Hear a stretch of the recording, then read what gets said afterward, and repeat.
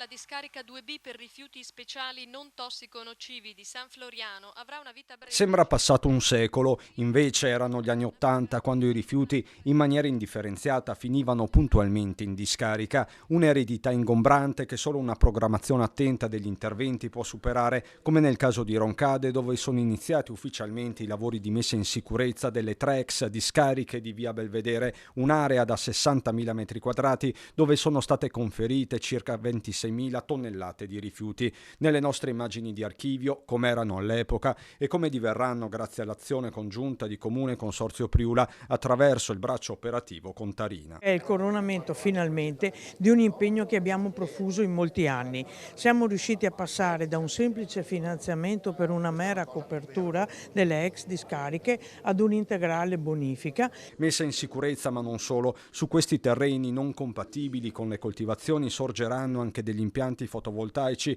con cui si potranno costituire delle comunità energetiche. Che fanno bene sia ai nostri risparmi come famiglie e come comunità. Fondamentale il contributo della Regione del Veneto nell'ambito del piano di bonifica dei siti inquinati. Stiamo parlando di parecchi milioni di euro, qui interveniamo con 3.600.000 euro, a Treviso stiamo intervenendo in un'altra discarica con un intervento ancora più corposo, l'altro giorno sono stato a Loria dove anche lì si sta intervenendo, insomma purtroppo ci sono queste situazioni diffuse nel territorio, però è anche giusto dire che noi qua stiamo intervenendo a differenza di quello che accade in altre regioni d'Italia. È un carico di responsabilità che durerà per decenni perché dopo la bonifica ci si prende cura della pensione di queste vecchie discariche messe in sicurezza e mantenute in sicurezza per un lungo periodo. Il fatto di internalizzare questo costo alle generazioni più prossime a quelle che hanno utilizzato che discariche è un criterio di equità e di giustizia,